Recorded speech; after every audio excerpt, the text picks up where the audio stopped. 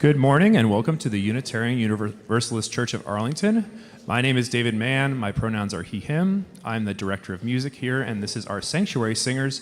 I just want to say a word about this first piece. It comes to us from South Africa, from the apartheid movement, anti-apartheid movement, and it's a freedom song meaning God give us power to rip down prisons and to lift the people.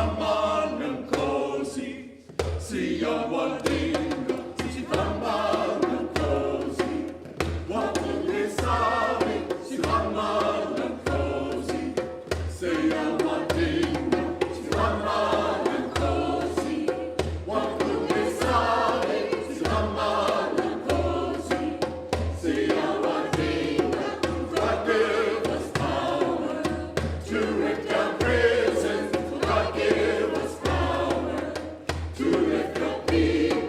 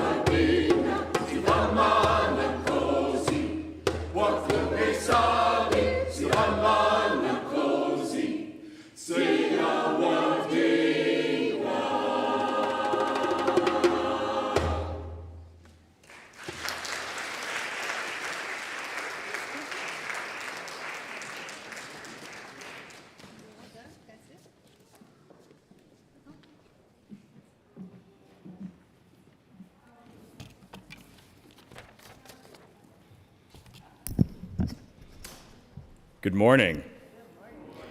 Welcome to the Unitarian Universalist Church of Arlington. My name is Burke Kapler. My pronouns are he, him, and I'm the vice chair of the Board of Trustees, and I will explain what Barbara is doing here in just a moment. Unitarian Universalism is a faith without a creed. There is no single statement you must follow to be part of this community. Instead, we draw from many religious traditions and sources of wisdom as we ask, what is true? What is sacred? What is holy? We may not reach the same ultimate answers to those questions, but we covenant to support and respect each other as we ask them, following certain values. Those are justice, interdependence, generosity, pluralism, equity, transformation, and central to everything is love. Most fundamentally, though, our congregation practices and embodies the openness and diversity of Unitarian Universalism just by being who we are. We're people of all backgrounds, all races, genders, sexual orientations, disabilities, and abilities, both seen and unseen. At UCA, no matter who you are, we invite you to come for community, find inspiration, and live with purpose together. If this is your first time worshiping with us, welcome. It's a very special welcome. If this is your regular Sunday routine, welcome. No matter what, we are glad you are here. Today is Sunday, February 15th. Happy belated Valentine's Day to everybody. I have a few announcements just to share with you. So first of all, after the service, everyone is invited into Fellowship Hall, which is directly back that way, for coffee, conversation, and connection. And if you prefer a quieter or calmer place to chat, you can bring your coffee down to the welcome room. It's to the right as you leave the sanctuary. Just go all the way down the hallway and look for the welcome mat. We'll have a Sunday ambassador there who can answer your questions or just help you with some relaxing conversation. If you're new or just new-ish, this is a great way to start meeting people and to learn more about our community.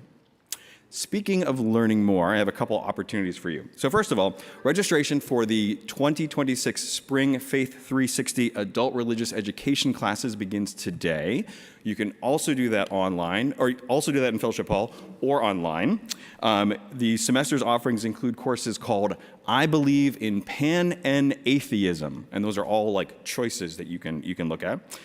There's classes on core values, on our Mosaic anti-racism training, owning your religious past, and spiritual activism. So all of those things are available to you through Faith 360. You can register back there. Another personal growth opportunity today at noon is to create your own personal resistance plan for 2026. A lot of us are asking questions about what can we do in this world as it is today. Well, at 12 noon in the boardroom, you can find out and develop your plan. So that's an opportunity as well.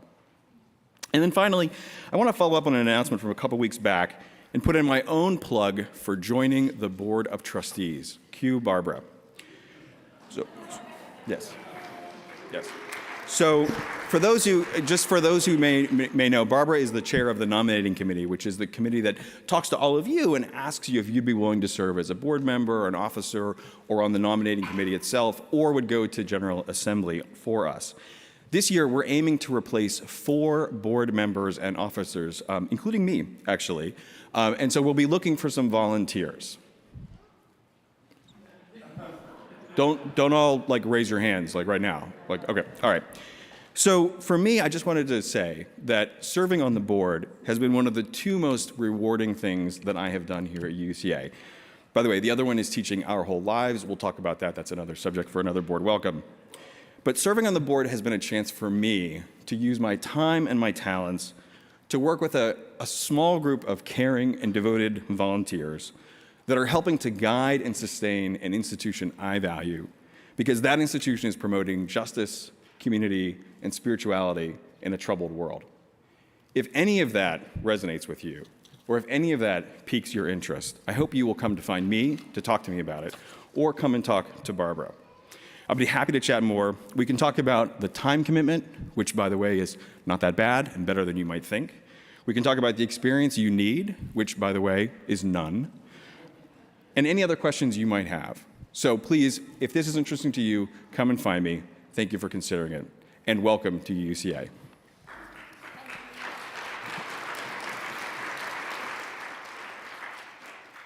Good morning, church. Oh, everybody's present and accounted for. How lovely. It is good to be with you all today. Welcome. Welcome to the Unitarian Universalist Church of Arlington, Virginia, whether you are here in the building or you are watching us on the live stream. It is good to be with you. No one comes to church by accident. You get up, you brush your teeth, you decide what you're going to wear, you might check the internet, and then you get in the car because you plan to come to church. We are grateful that you make that decision every single Sunday. I'm the Reverend Carol Thomas Sissel.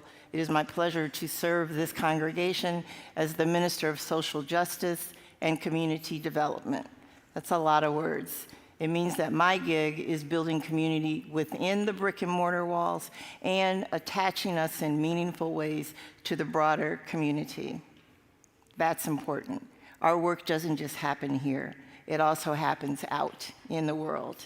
Before we get started today, let's do something that we always do. Let's say hello to each other. Say hello to someone new, or say hello again to somebody that you came with.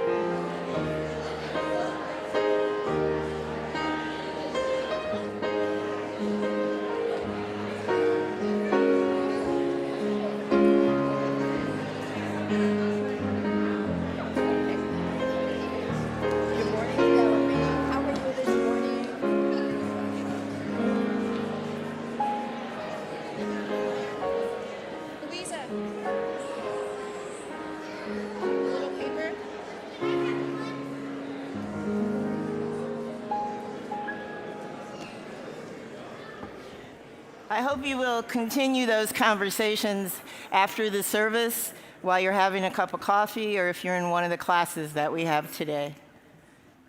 Our call to worship this morning was written by Richard S. Gilbert. I have used this so it might sound familiar.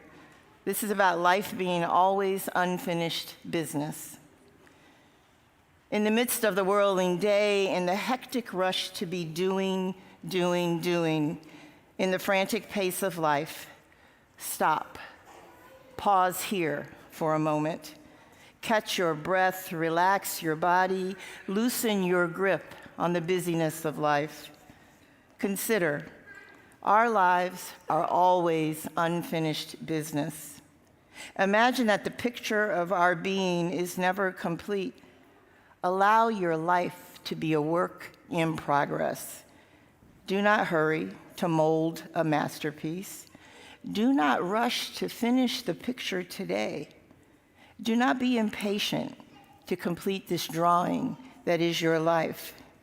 From beckoning birth to dawning death, we are in process, and there is always more that we must do. Do not let the incompleteness weigh on your spirit. Do not despair that imperfection marks your day. Do not fear that we are still in the making. Instead, be grateful that the world is still to be created. Instead, let us give thanks that we can be more than we are. Instead, let us celebrate the power of the incomplete. For life is always unfinished business. Our work here is never complete. The words of Richard S. Gilbert. Christine.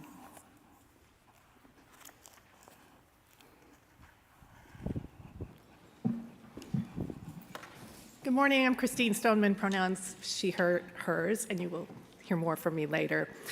Right now, each week we light a candle of compassion to hold our hearts together with others.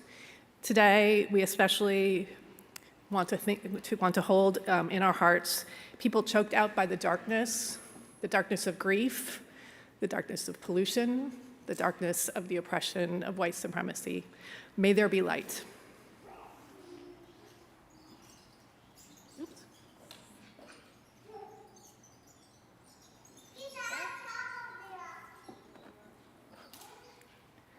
And now, please join me in the chalice lighting. We gather together as a community of memory and hope to celebrate life and its infinite possibilities for love. Together, we light this chalice as a symbol of the light within every human heart. May our individual sparks meet and merge, bringing both light and warmth to the world. Thank you, Christine. So this Sunday is a little bit different. It's called SOAPBOX Sunday. You all were invited to stand up here and say 3 minutes worth of whatever you wanted. If there had been a long line, I was ready to have a cowbell to ring to tell you your 3 minutes were up. There was not a very long line. We have two voices and mine this morning that will say something that's on their heart that will let you know why they would stand on a soapbox. We also will have readings in between the three of us. One other thing, our wisdom lesson today means that you have to participate. In your pews, there are foam core cards that have a letter on them or a symbol on them. Can you hold those up for me? Okay, if you're holding it up, that means during the wisdom lesson time, you have to come up here. Because I need every single letter of the alphabet to do the wisdom lesson. If you want to try to pass it on, this would be the time to do that. Otherwise, you do have to come forward for the wisdom lesson. Our readings today come from a book called Rest for the Justice-Seeking Soul. And the first one is called The Path of the Familiar.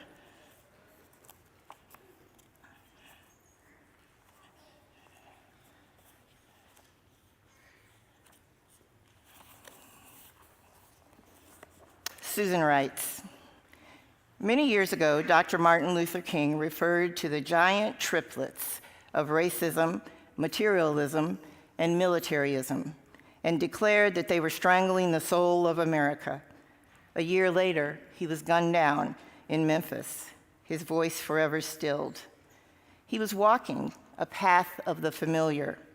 Racism, materialism, and militarism have been barriers in the quest for justice ever since there have been governments and there have been people. The American empire is not so different from the Roman Empire or from any other empire.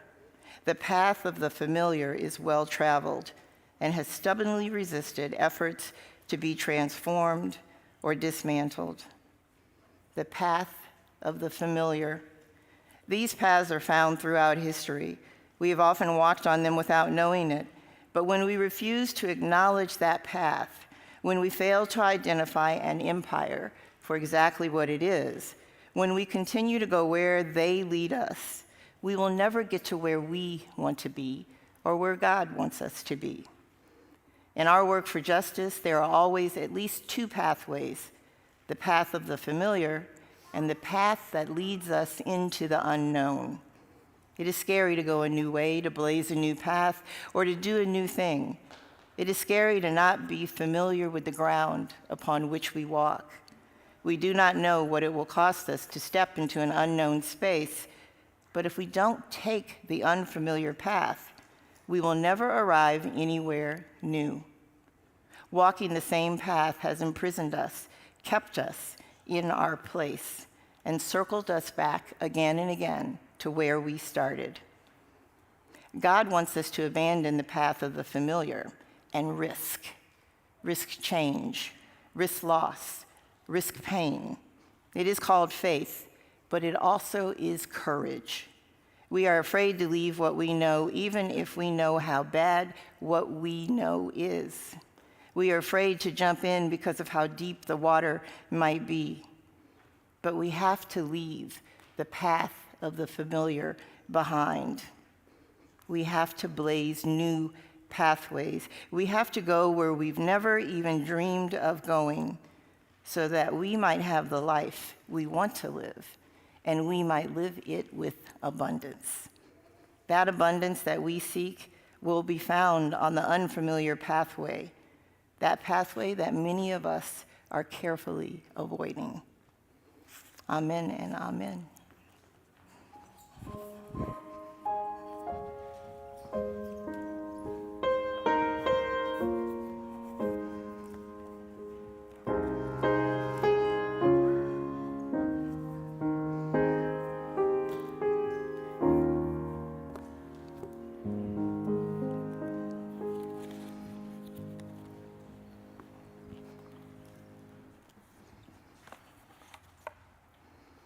So I feel like I get to get on my soapbox about every 3 Sundays. And when I went looking for what I wanted to share with you all, my words seemed lacking to me. So instead, I found a piece from Code Switch. Code Switch is one of NPR's online newsletters. It's a multiracial, multi-generational team of NPR journalists that cover race and identity. They explore how race affects every part of society, from politics and pop culture to history to food and everything in between. This was in their February 14th Valentine's Day edition. It's about humor. Last week, for just a few hours, President Trump's Truth Social account featured a video that quickly became notorious. The video was mostly dedicated to peddling conspiracy theories about election fraud, but at the end, it managed to shoehorn in an image that was so racist that it had people on all sides of the aisle up in arms. It was the faces of Barack and Michelle Obama superimposed on the bodies of apes. The video was roundly critiqued. It was eventually taken down. President Trump said it had been erroneously posted by a staffer and that he had never seen the offensive image in question. But before it was removed, White House Press Secretary Caroline Leavitt scolded members of the press for overreacting to what she described as an internet meme. Please, Leavitt said, stop the fake outrage. Report on something today that actually matters to the American people. The implication, it seemed, was that folks offended by the video just don't get pop culture. They didn't get the joke, and they definitely couldn't take a joke. That behavior has become somewhat of a pattern in the Trump administration. Say something controversial, racist, or offensive, and then if it gets too much pushback, chalk it all up to just being a joke. Raul Perez, a sociologist at the University of Laverne and the author of The Souls of White Jokes, said that the use of humor in service of white supremacy can actually be very effective, and it's been used as a political tool for pretty much all of US history. Humor can create social cohesion, social bonding. It makes you feel closer. It sort of aligns you with a particular group of people, Perez said. That's a normal thing, and most people experience it. But when you throw racism into the mix with humor, racist humor becomes very powerful for creating in-groups and out-groups, for creating a sense of belonging and a sense of exclusion, and for demarcating who belongs and who doesn't belong. In the early days of the United States, black-faced minstrels was the most common form of popular entertainment in our country. But those performances weren't just about fun. They were also about education. At the time the country was compromised, there were many different types of people of European descent.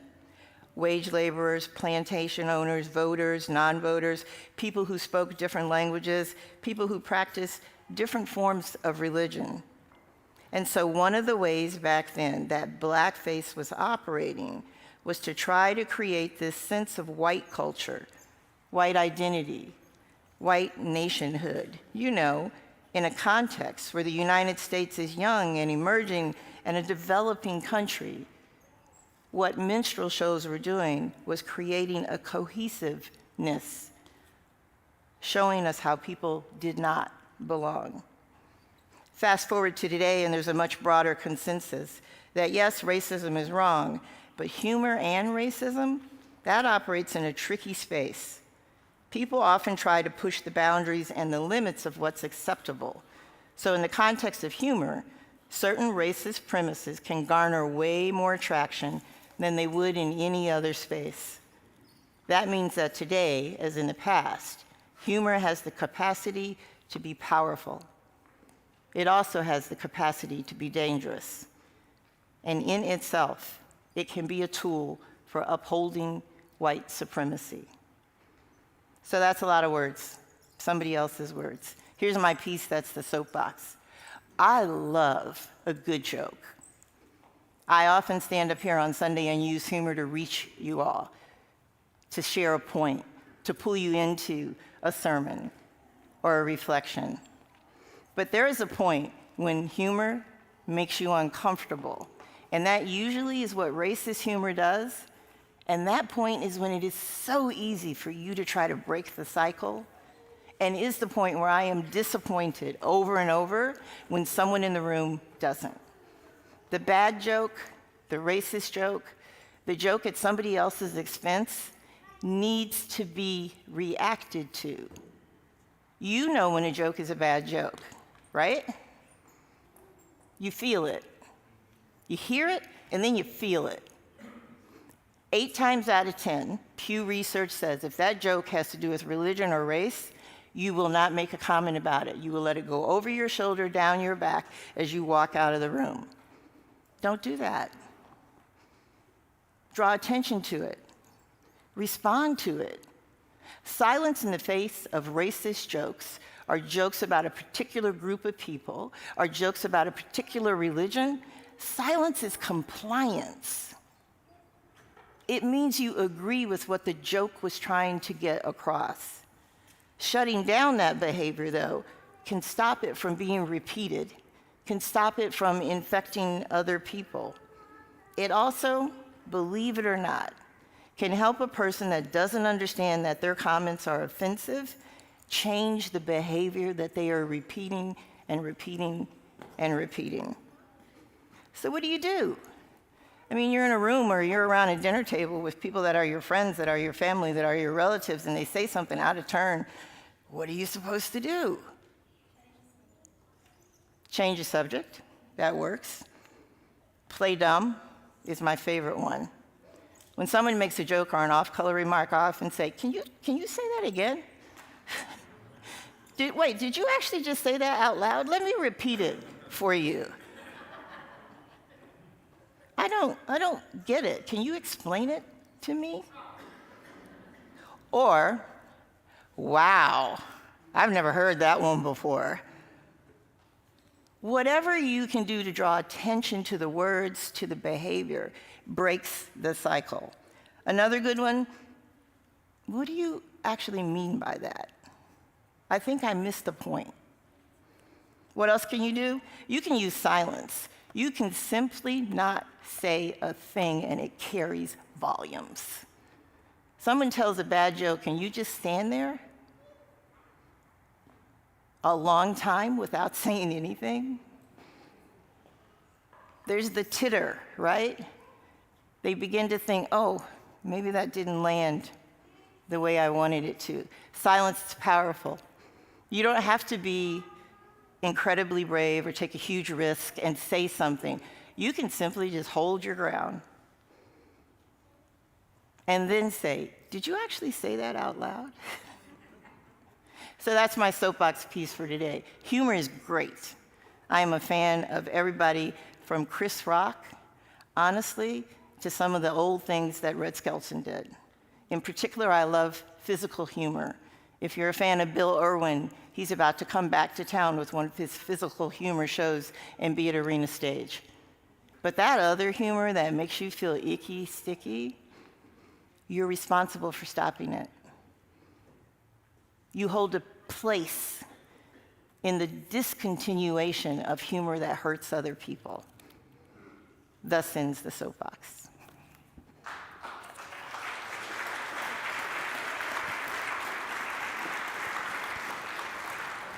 We now invite you to sing together. The words are in your order of service. The hymn name is Hush. So please rise and body your spirit and sing this together.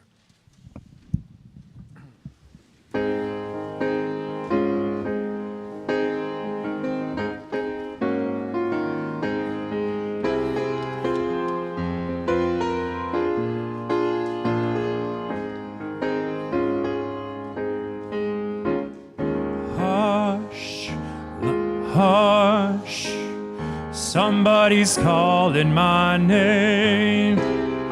Hush, hush, somebody's calling my name. Hush, hush, somebody's calling my name.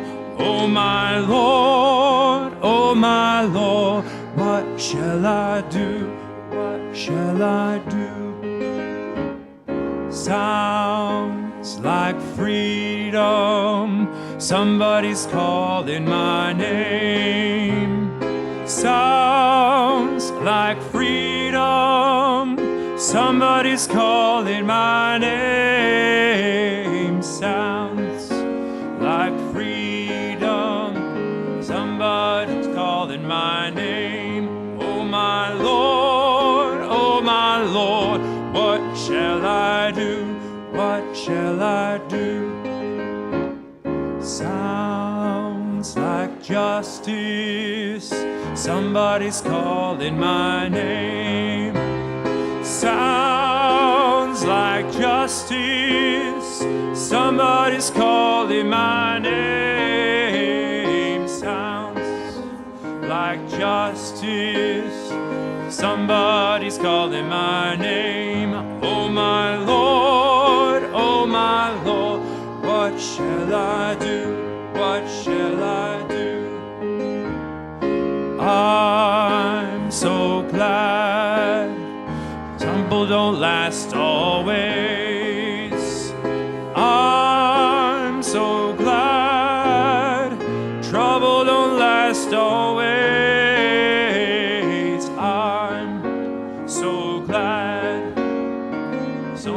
Last always. Oh my Lord, what shall I do? What shall I do? Oh my Lord, what shall I do? What shall I do?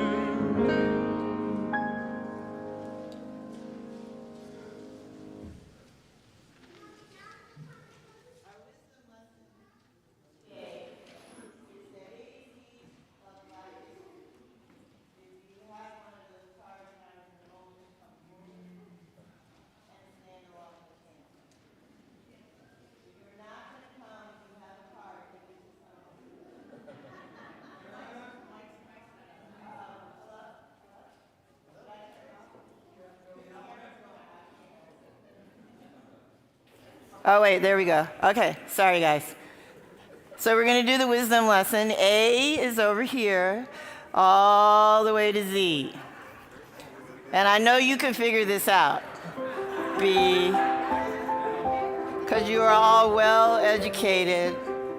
Come on up, children. Y'all be part of this. This is hilarious. A to Z. I see a G that needs to get in there. Are we all here? It's a lot of discussing for 26 letters. Okay. All right, so your card has a letter. It also has some words on it. Microphone that we can share? Thank you, David. So we're going to start with letter A. This book was written by Rio Cortez. It is filled with gorgeous illustrations, and I strongly suggest that you get a copy of it. We're going to do excerpts for each letter. So let's start with A. Okay. Can you read the front of that for me? A is for anthem, a banner of song that wraps us in hope. Let us know we belong. We lift up our voices, lift them and sing from stages and street corners that freedom ring. So A is for anthem. And B, can we pass the mic? B is for beautiful. I'm talking to you. Your voice, your height, your hair, your hue. B is for beautiful. C is for community, where we live, laugh, and eat. And for church, where we worship, mourn, sing, and meet. Did you hear Reverend King preach on his dream of civil rights, human rights, a powerful theme? C is for community. D is for diaspora. Pulled from our homes, we were carried away in ships on the foam to Haiti, Cuba, America, Brazil. Our names are different, new, but still we are connected. Then, now, forevermore, to that long ago, far away African shore. D is for diaspora. E is for explore, to study a place like Matthew Hansen, the Arctic, Maine, Jemison space. E is for explore. F is for food, grown and farmed with our own hands, worked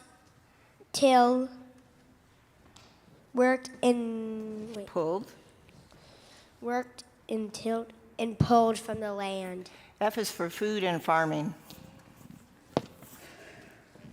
G is for go. Toward cities we were bound, for the great migration from country to town. From farming the land to the factory floor, we carried the blues on our back, but not much more. G is for go, the great migration.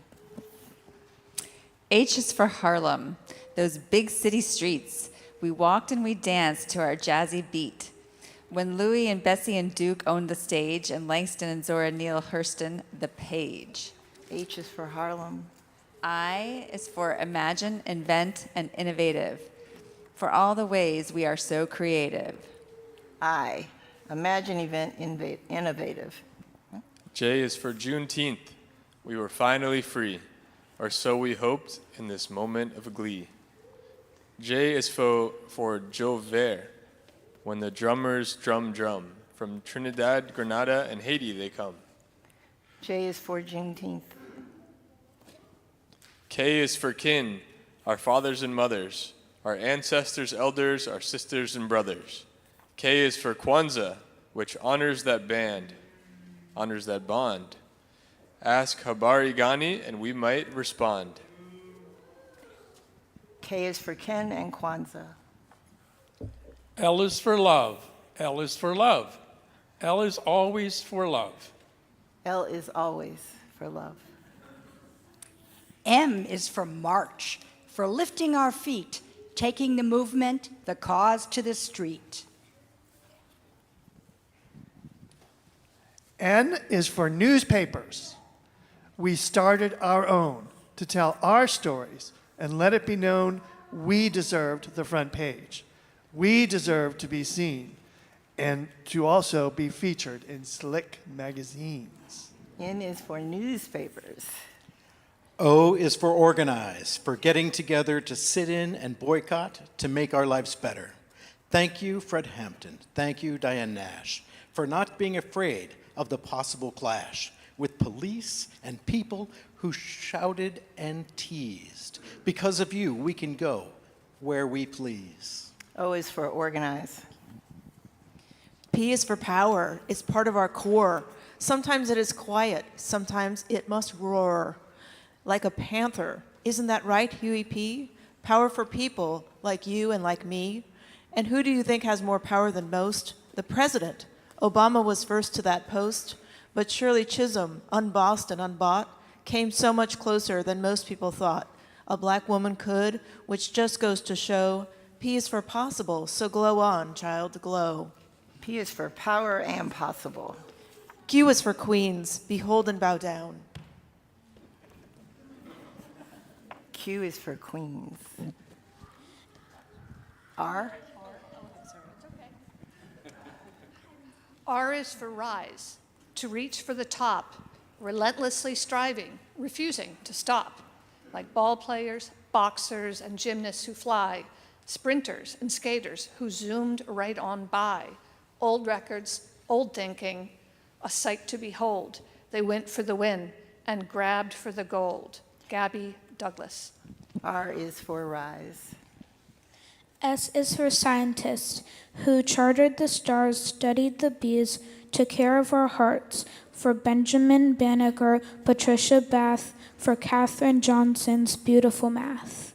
S is for scientist. T is for Tuskegee, an all-black school where students learned trades and toiled with tools. That's how we will rise, said Boss Booker T. But another smart man just didn't agree. T is for Tuskegee.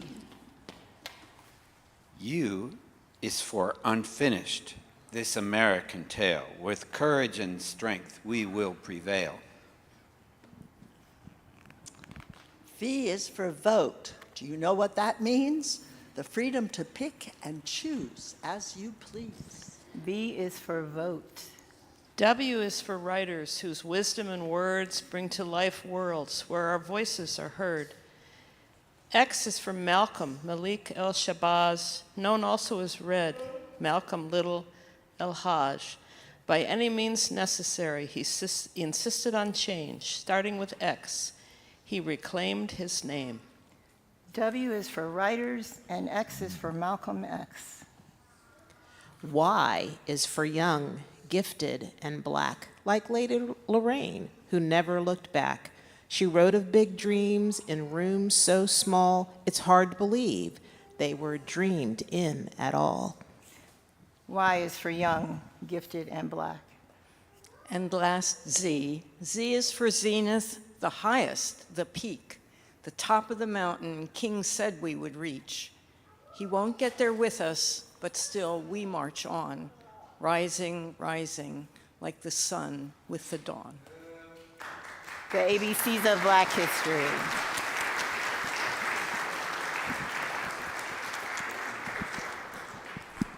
You can go sit down now. I believe Thank we you are all. singing the children out. Well, we are going to sing the children out.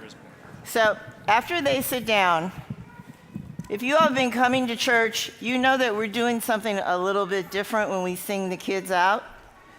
I have a note from Miss Leanne to help me understand what we are doing.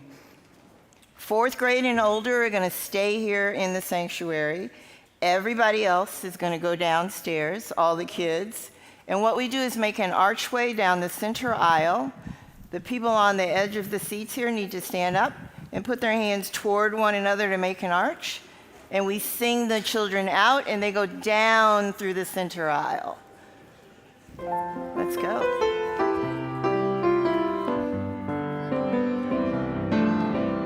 Peace to you on your way. May you grow in love each day, meeting new friends and opening your mind to the wonders of the world you will find, to the wonders of the world you will find. Thank you, Arch Builders.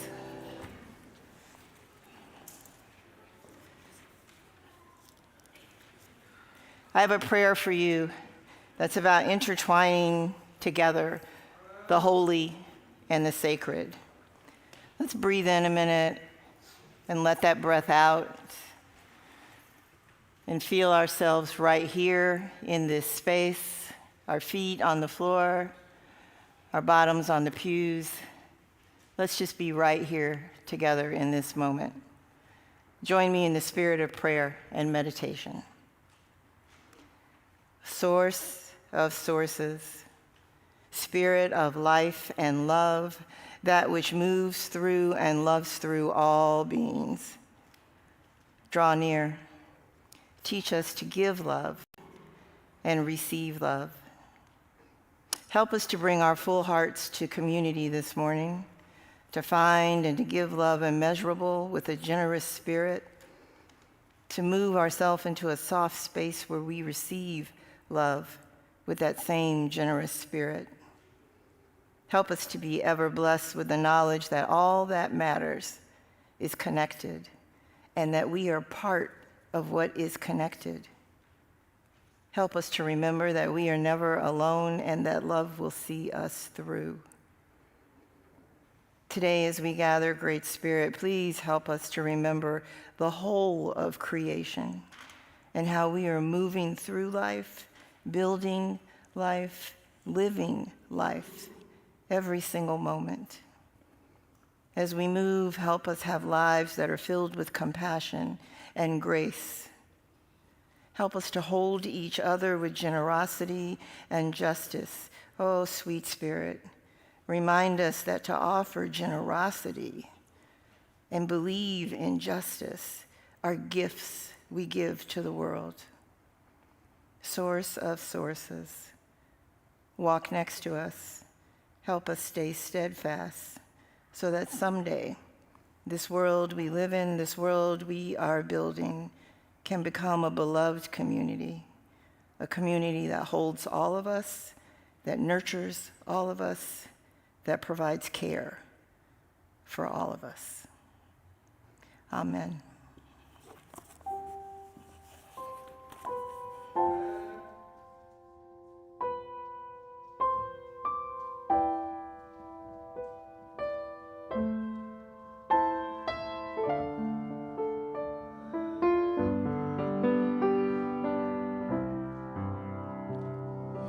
Fuente de amor, ven hacia mí y al corazón cántale tu compasión. Sopla volar, sube en la mar, hasta moldear la justicia de la vida. Arraigame, libérame, fuente de amor, ven a mí, ven a mí. Spirit of life, come unto me. Sing in my heart all the stirrings of passion. Blow in the wind, rise in the sea, move in the hand, giving life the shape of justice. Roots hold me close, wings set me free. Spirit of life, come to me, come to me.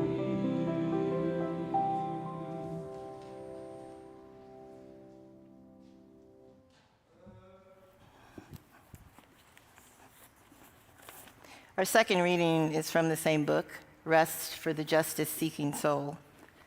This is called Do the Work. Not long ago, I decided I wanted to refinance my house. It seemed a good and wise thing to do.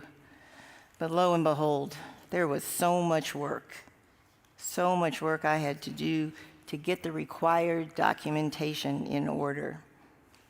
I don't like doing that kind of stuff. I don't like searching through files and boxes for mortgage documents. I don't like looking for past bank statements. I don't like going through emails trying to track down bills.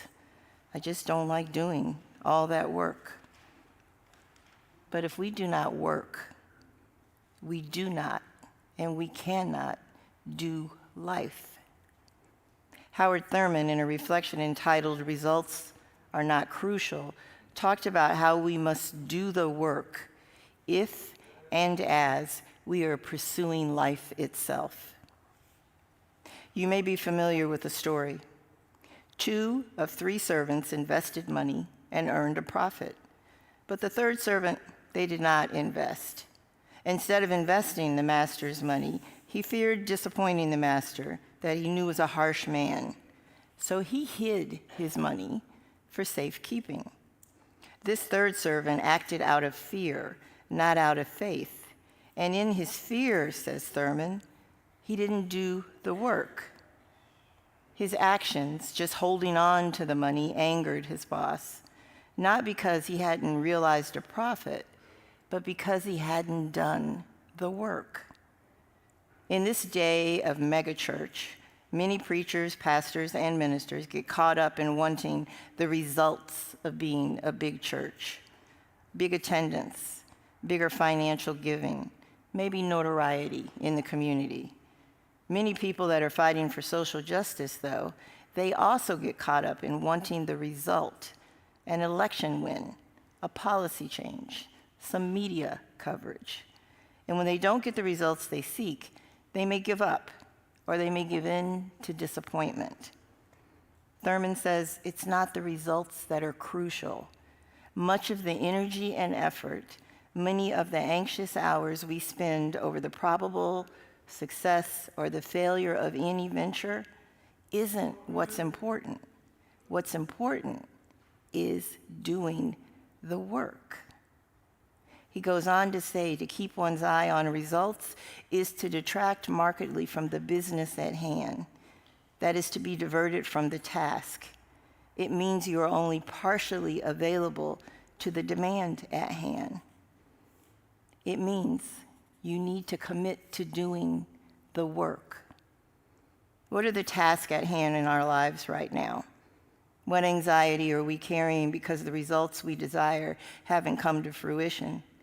And how has our work, our day-to-day work, been affected by diverting attention from the work because we are seeking the result instead? That's hard.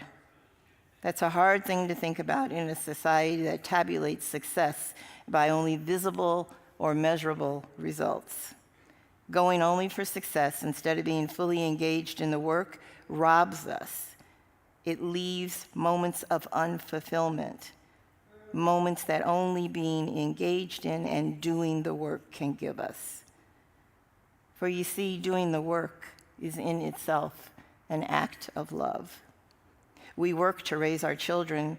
We work in our gardens. We work on a new recipe, not because we're sure of the outcome, but because our love compels us to work for someone or for something other than ourselves. We need to do the work. Thurman also said, the task of men who work for the kingdom is to work for the kingdom of God. The result beyond the demand isn't in their hands. He who keeps his eye on results cannot give himself wholeheartedly to the task, to the work, however simple or complex that work might be. The results you see are not in our hands. The success is not what matters. However, the work is always there, needing us to do it, waiting on us to do it, wanting us to be next to each other as we do it. It is not the results that the work is focused on. It is the work itself.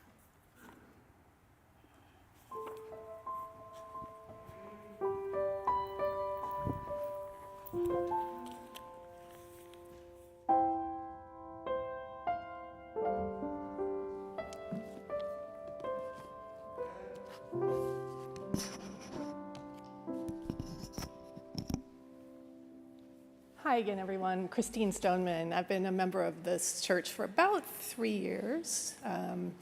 And I am a member of the Amazing Bells Choir.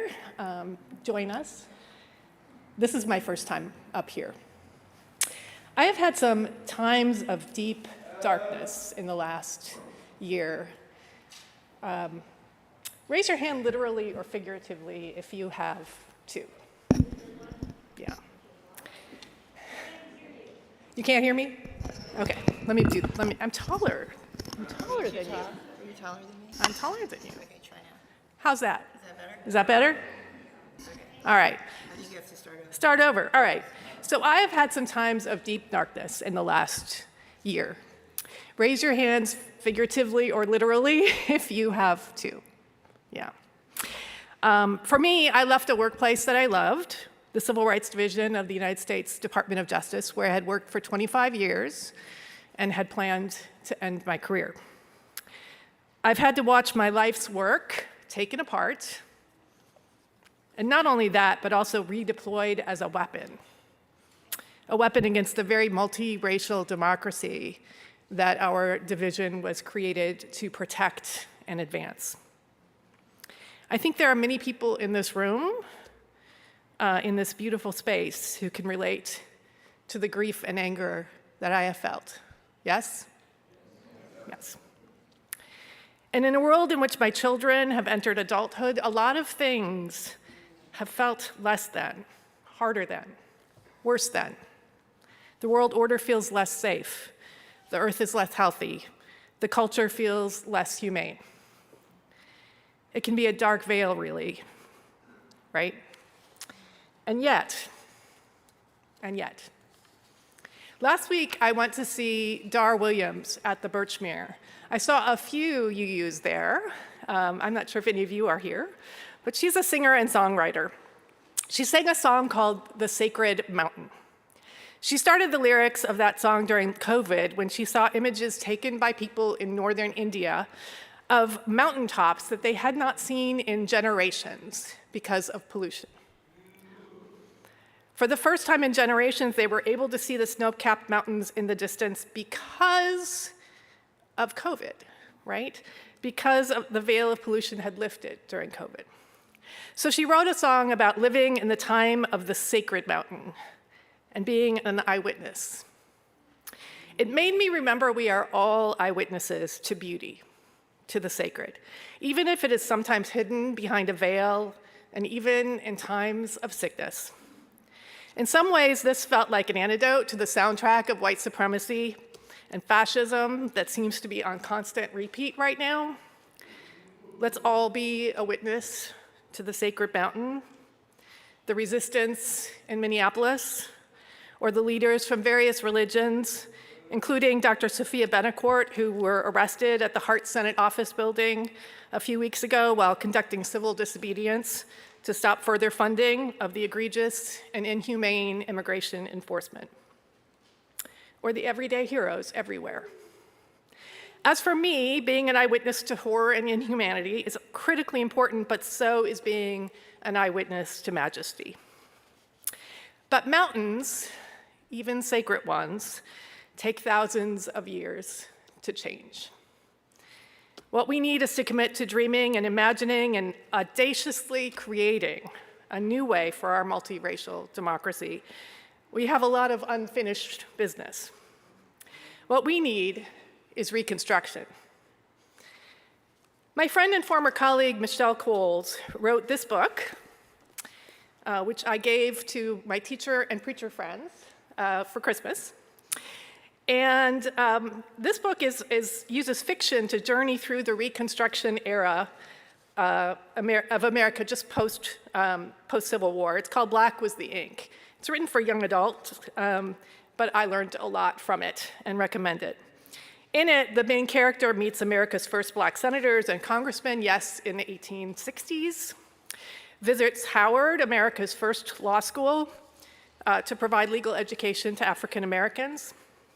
The book was written for young, and visits the Freedmen's Bank, where hundreds of thousands of dollars were deposited by the formerly enslaved people who needed a safe place for their money and then was fraudulently went bankrupt. So this book was written for young adults, but I learned a lot, as I said. Horribly, the period ended with racist massacres and the federal government pulling its protection out of the South, resulting in a new era of terror and Jim Crow. Some historians say the second Reconstruction began with the civil rights movement of the 1960s, with Fannie Lou Hamer and Martin Luther King and the rest, and with the civil rights laws that support our multiracial democracy, many of which were the laws that I had the privilege of enforcing in the Civil Rights Division. And now the backlash. History repeats. We need a new Reconstruction, one that builds an inclusive and expansive America centering on human dignity. We need to be audacious in this effort. I am not audacious. I'm a former Fed. I'm Midwest nice. So I need to learn audaciousness. Maybe you do too. Maybe we can together. So let's do this together because we cannot wait another 60 years for another Reconstruction. Thank you.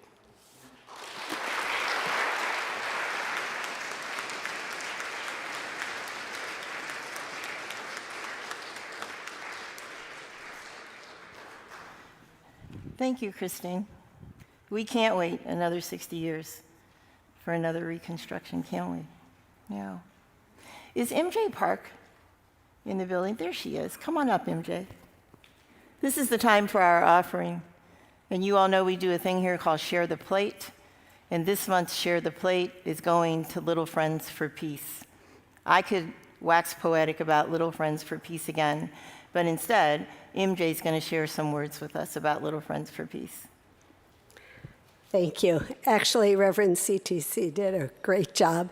But I'm here today. I'm MJ Park, as she said. Thank you, UUCA. You have been holy ground and a welcoming place for Little Friends for Peace to do Peace Camp. For, I haven't got the exact amount of years, Molly would know, 20-some years, we have come here, and many campers, junior counselors, young leaders, counselors, volunteers have learned tools to be peacemakers. They've experienced peace. They've ridden the peace train as a way to solve their problems nonviolently.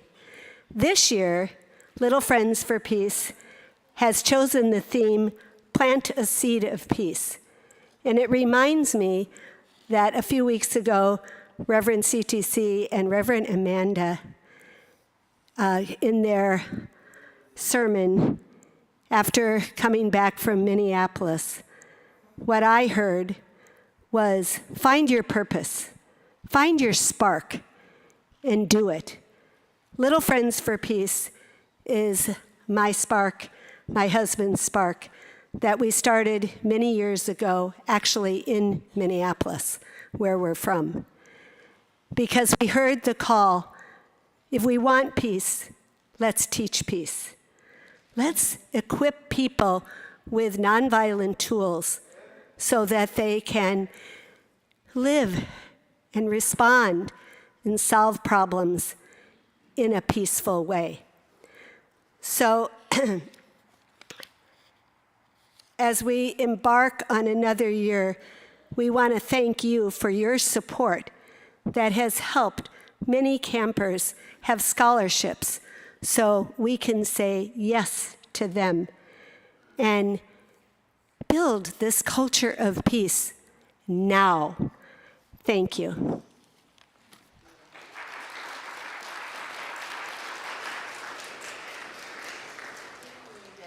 Will our ushers please collect an offering? Share the Plate means that 70% of what we collect today will go to Little Friends for Peace. 30% of it comes back to live within these brick and mortar walls so our congregation can continue to grow and serve the community. Please give as generously as possible.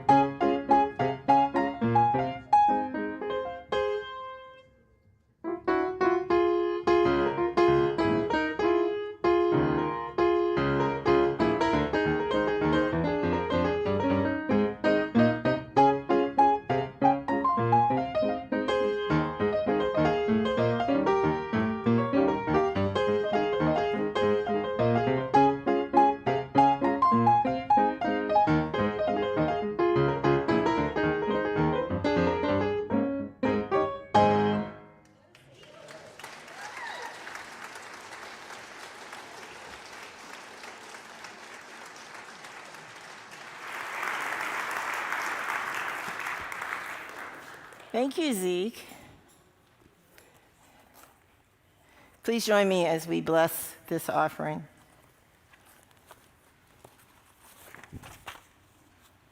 We bless and receive these gifts, opening our hearts to true generosity. And together, let us be grateful when we give, be it time, talent, or treasure. Let us be grateful for our needs and the experience of vulnerability. Let us be grateful for those who share their gifts to nurture this congregation. Thank you all.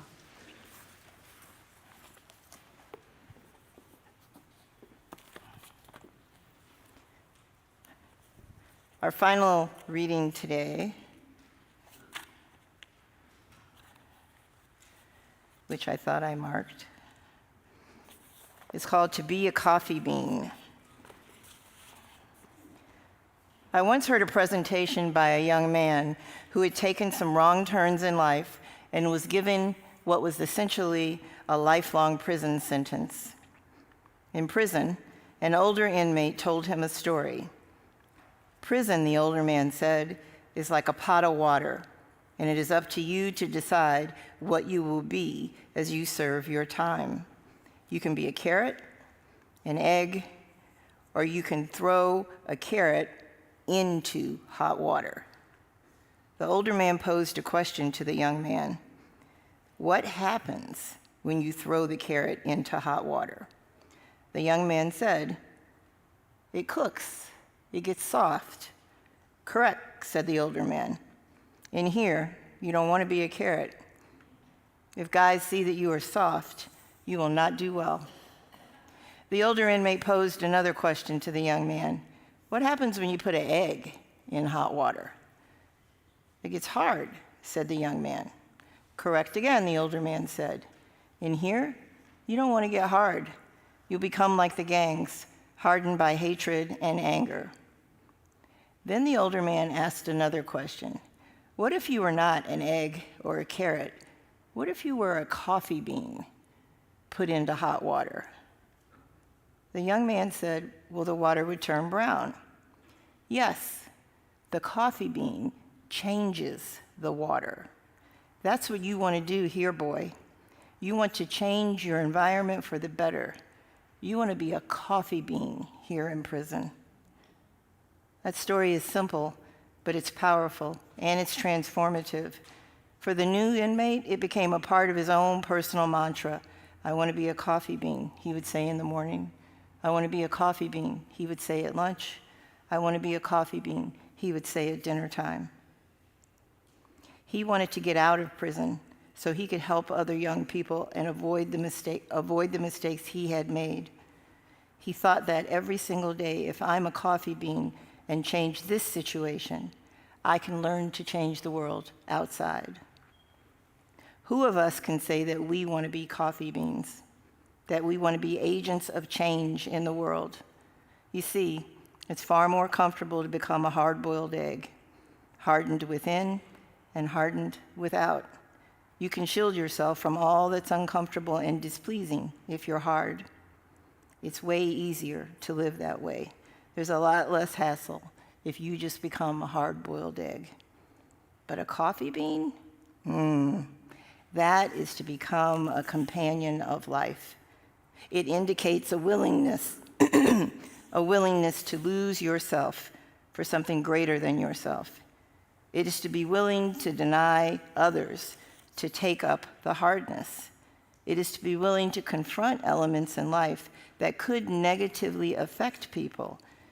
It is letting yourself bleed into the world. We have to impact our environments by becoming coffee beans, by becoming voices for the voiceless and the downtrodden in this world. How do you know if you're having an effect? Because you become a coffee bean? You'll see it. People around you will respond to the coffee bean aesthetic. You see, the world around us is hot water, begging for people to become coffee beans that bring justice and peace and love into the world. Our world is yearning for deep change. We are the only way that change is going to happen. Since I heard that young man's presentation, I've never looked at coffee beans in quite the same way, nor have I looked at hard-boiled eggs or carrots in the same way. Being too soft or too hard is not the way that any of us should live. At the end of the day, we should all have coffee bean stories to tell, stories about getting into hot water and bleeding into change. In doing so, we can testify and affirm that leaving your comfort zone, that standing up for change actually works. We can attract and inspire others to the change we all desire to see in the world. Think about it. Be a coffee bean.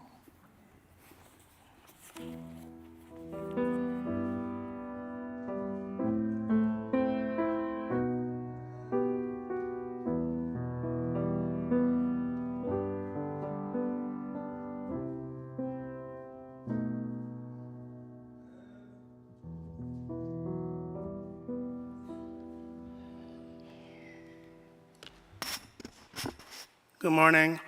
My name is Luis Estres. I'll spell it out for any COINTELPRO folks in the room. It's H-E-S-T-R-E-S. I am originally from Puerto Rico. You may have heard of it.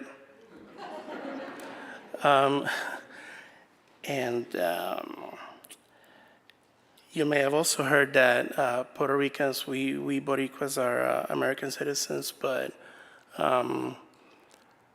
since the start of the new regime, a lot of Puerto Ricans who are American citizens have been detained and harassed by ICE. That's why, on the advice of an immigration lawyer friend of mine, I carry my passport with me at all times now, just in case. So I take this as evidence that these raids and detentions and all these things that are happening have everything to do with race, ethnicity, and national origin, and nothing to do with crime or even the enforcement of immigration laws, in my opinion. This persecution is also being exported to places like Puerto Rico. Back home, ICE raids have been targeting the large community of Dominican immigrants who have moved to Puerto Rico and been living in the island in many cases for several decades. Some documented, some not, in a place called Barrio Obrero, which is one of the oldest neighborhoods in San Juan, the capital. People are afraid to go to work. They don't leave their houses. They, they go hungry because they're afraid to go out, because they're afraid to get picked up by ICE. It's changing the nature of this community and the city as a whole. Unfortunately, the government, the local government is cooperating with these raids by giving up driver's license data to ICE, even though a law was passed by the previous government forbidding this. So make of that what you will. I take this as direct evidence of the ongoing colonial nature of the relationship between the U.S. and Puerto Rico. It's not just a legacy, it is a present and ongoing relationship. If you hear words like territory or commonwealth, don't be fooled by those. I'm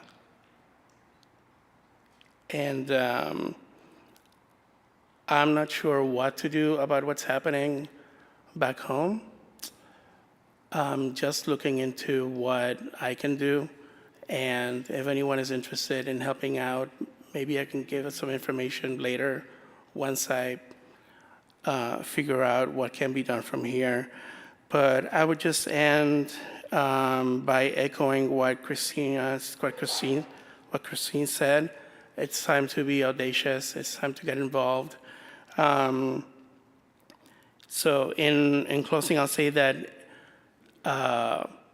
recently I've really learned the lesson that the antidote to despair isn't distraction, but action. So I'll just leave you with that. Thank you.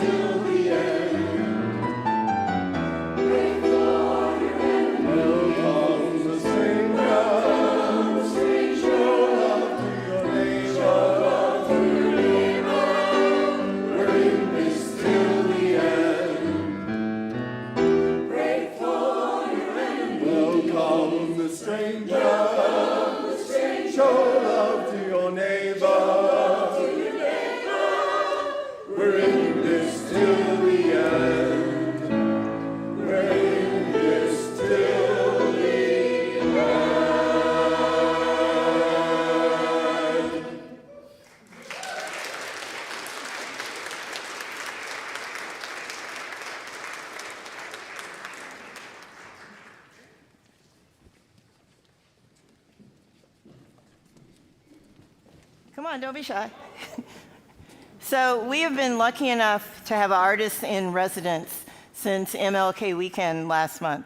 That artist is here with us today, David Amoroso.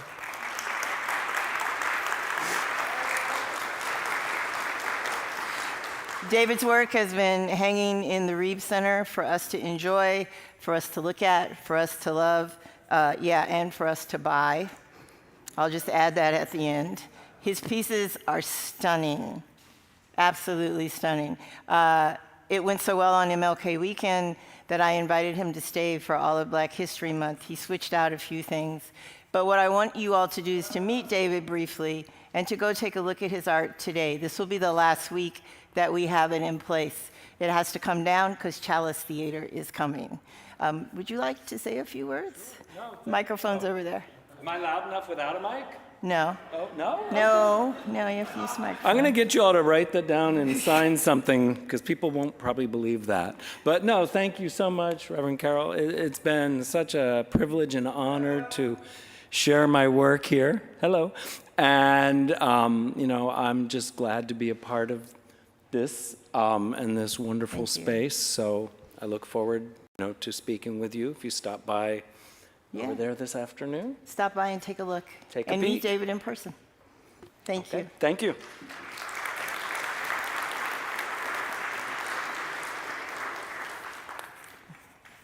Luis, would you come and extinguish our chalice, please?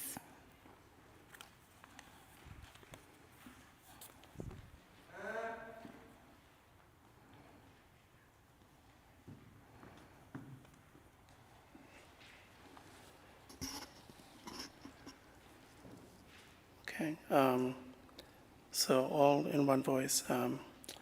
We extinguish this chalice, but not the light and warmth it represents. These we carry with us, bringing our sparks of love to the world.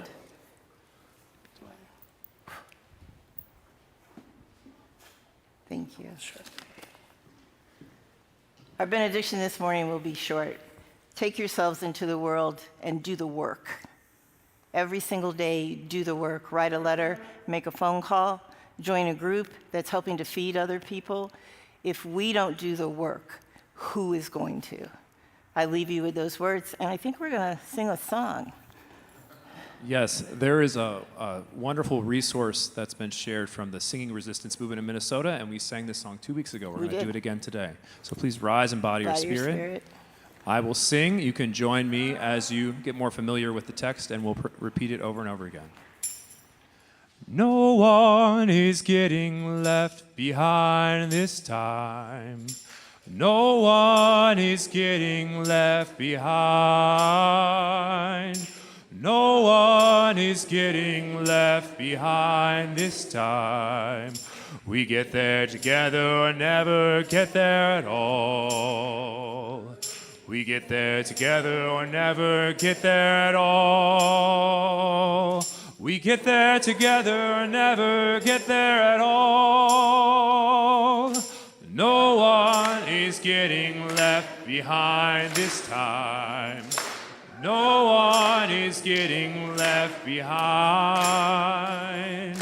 No one is getting left behind this time. We get there together or never get there at all.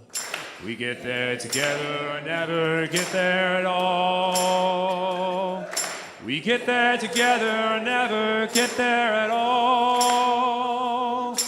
No one is getting left behind this time. No one is getting left behind. No one is getting left behind this time. We get there together or never get there at all. We get there together or never get there at all. We get there together or never get there at all.